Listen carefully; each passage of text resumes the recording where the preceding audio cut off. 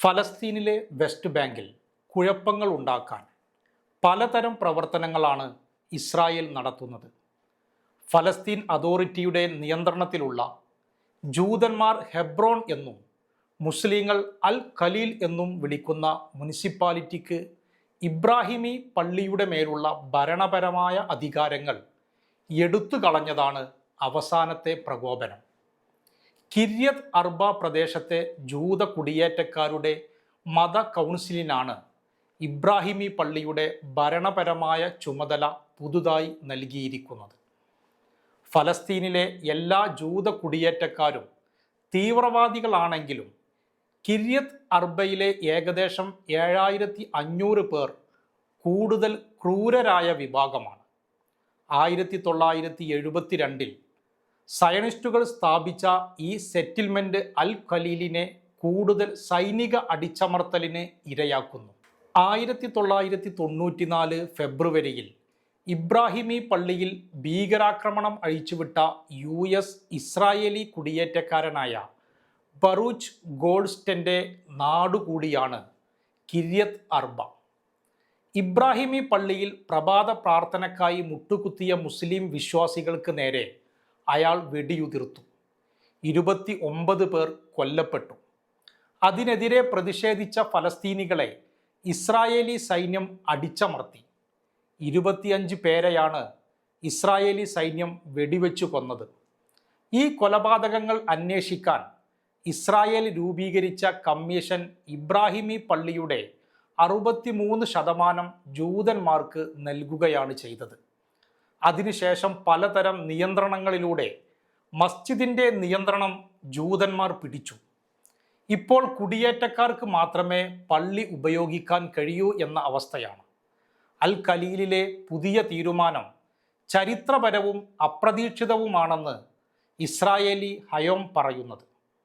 ചരിത്രപരമായ ഫലസ്തീനി പള്ളി പൂർണ്ണമായും കുടിയേറ്റക്കാർക്ക് നൽകുന്നുവെന്നതാണ് അപകടം. എന്നാൽ വെസ്റ്റ് ബാങ്കിലുടനീളം നടക്കുന്ന വളരെ ദുഷ്ടമായ പദ്ധതികളുടെ സൂക്ഷ്മരൂപം മാത്രമാണ് ഇബ്രാഹിമി പള്ളിയിൽ നടക്കുന്നത്. ഗസയിലെ അധിനിവേശത്തിൻ്റെ മറവിൽ ഇസ്രായേൽ വെസ്റ്റ് ബാങ്കിൽ ആക്രമണങ്ങൾ വർദ്ധിപ്പിക്കുകയും കൂട്ട അറസ്റ്റുകൾ നടത്തുകയും ഭൂമി കണ്ടുകെട്ടുകയും ഫലസ്തീനികളുടെ കൃഷിയിടങ്ങളും തോട്ടങ്ങളും നശിപ്പിക്കുകയും കുടിയേറ്റ കേന്ദ്രങ്ങൾ വികസിപ്പിക്കുകയും ചെയ്തു. മുമ്പ് ഫലസ്തീൻ അതോറിറ്റിയും ഇസ്രായേലി സൈന്യവും സംയുക്തമായി പ്രതിരോധ പ്രവർത്തകരെ ആക്രമിക്കാറുണ്ടെങ്കിലും ഇപ്പോൾ ഇസ്രായേലി സൈന്യം അതിൽ നിർണായകമായ പങ്കുവഹിക്കുന്നു. ഗസയിലെ അധിനിവേശത്തിൻ്റെ ആദ്യ വർഷത്തിൽ ഇസ്രായേലി സൈന്യം 10400-ൽ അധികം ഫലസ്തീനികളെ കസ്റ്റഡിയിലെടുത്തു. അവരെയെല്ലാം കുറ്റം ചുമത്താതെ ജയിലിലടച്ചു. ഫലസ്തീനിലെ വിവിധ പ്രദേശങ്ങളിൽ നിന്നും അഭയാർത്ഥികളായി എത്തിയവരുടെ ക്യാമ്പുകളും വാസസ്ഥലങ്ങളും നശിപ്പിച്ചു. വെസ്റ്റ് ബാങ്കിനെ കഴുത്തുഞെരിച്ച് കൊല്ലുക എന്നതാണ് ഇസ്രായേലിൻ്റെ പ്രധാന ലക്ഷ്യം. നിരവധി സൈനിക ചെക്ക് പോസ്റ്റുകൾ സ്ഥാപിച്ച് ഫലസ്തീനികളെ പരസ്പരം വേർപ്പെടുത്തി ലോക്ക്ഡൗൺ പ്രഖ്യാപിച്ചും വർക്ക് പെർമിറ്റുകൾ നിർത്തിവെച്ചുമാണ് അത് ചെയ്യുന്നത്. ഈ പദ്ധതിയുടെ ഭാഗമായാണ് മസ്ജിദുൽ അഖ്സ, ഇബ്രാഹിമി പള്ളി എന്നിവയടക്കമുള്ള എല്ലാ പുണ്യസ്ഥലങ്ങളെയും ലക്ഷ്യമിടുന്നത്. ഫലസ്തീനികൾക്ക് പ്രവേശിക്കാമെന്ന് പറയുന്നുണ്ടെങ്കിലും പ്രായപരിധി നിബന്ധനയും സൈനിക ചെക്ക് പോസ്റ്റുകളും അത് അസാധ്യമാക്കുന്നു. വെസ്റ്റ് ബാങ്കിനെതിരായ ആക്രമണം ഇറാന്റെ ഭീകര അച്ചുതണ്ടിനെ നേരിടാനാണെന്നാണ് ഇസ്രായേലി പ്രധാനമന്ത്രി ബെഞ്ചമിൻ നെതന്യാഹു 2024 ആഗസ്റ്റിൽ വാദിച്ചത്. ഗസയിലെ അധിനിവേശത്തിൻ്റെ ഭാഗമാണ് വെസ്റ്റ് ബാങ്കിലെ ആക്രമണങ്ങളെന്ന് അവകാശപ്പെടാൻ അത് ഇസ്രായേലി സൈന്യത്തെ സഹായിച്ചു. 2025 വെസ്റ്റ് ബാങ്കിൽ 900 ഫലസ്തീനികളെ ഇസ്രായേലി സൈനികർ കൊന്നു. 15 പേരെ ജൂത കുടിയേറ്റക്കാരും കൊന്നു. ഫലസ്തീനികളുടെ എതിർപ്പിന് നേതൃത്വം വഹിക്കാൻ കേന്ദ്രീകൃത നേതൃത്വമില്ലാത്ത സാഹചര്യത്തിൽ കുടിയേറ്റവും സൈനിക ഔട്ട് പോസ്റ്റുകളും വർദ്ധിപ്പിക്കുകയാണ് ഇസ്രായേൽ ചെയ്തത്. വെസ്റ്റ് ബാങ്കിലെ ഇസ്രായേലിൻ്റെ നടപടികൾ പെട്ടെന്നുള്ള ഒരു വ്യതിയാനമല്ല, മറിച്ച് ദീർഘകാലമായി നിലനിൽക്കുന്ന വഞ്ചനാപരമായ ഒരു പദ്ധതിയുമായി അത് പൊരുത്തപ്പെടുന്നു. 2020 ഇസ്രായേലി നെസറ്റ് രൂപപ്പെടുത്തിയ പദ്ധതിയാണ് അത്. വെസ്റ്റ് ബാങ്കിനെ ഇസ്രായേലിൽ കൂട്ടിച്ചേർക്കാൻ ഈ പദ്ധതി ആഹ്വാനം ചെയ്യുന്നു. സൗത്ത് ആഫ്രിക്കയിൽ ആഫ്രിക്കൻ വംശജരെ പാർപ്പിച്ച ബന്ദുസ്ഥാൻ പോലുള്ള പ്രദേശങ്ങൾ ഫലസ്തീനികൾക്ക് വേണ്ടി നിർമ്മിക്കലാണ് ഇസ്രായേലിൻ്റെ ആത്യന്തിക ലക്ഷ്യം. പ്രദേശത്തിൻ്റെ പൂർണ്ണ അധികാരം ഇസ്രായേലിനായിരിക്കും.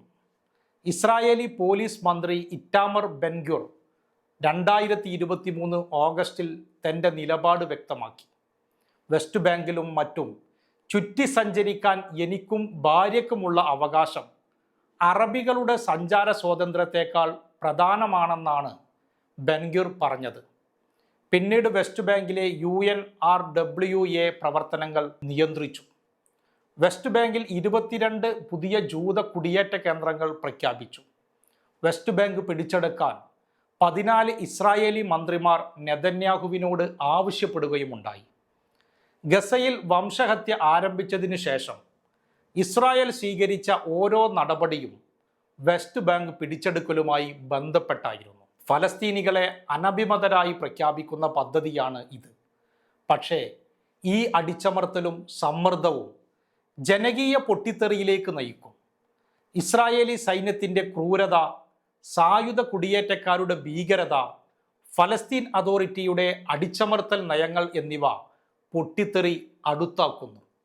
വെസ്റ്റ് ബാങ്കിൽ ശാന്തിയും സമാധാനവും വേണമെന്ന് ആവശ്യപ്പെടുന്ന പാശ്ചാത്യർ അത് മനസ്സിലാക്കണം. നയതന്ത്രപരമായ പ്രസ്താവനകളോ ആശ്വാസവാക്കുകളോ ദുരന്തം ഇല്ലാതാക്കില്ല.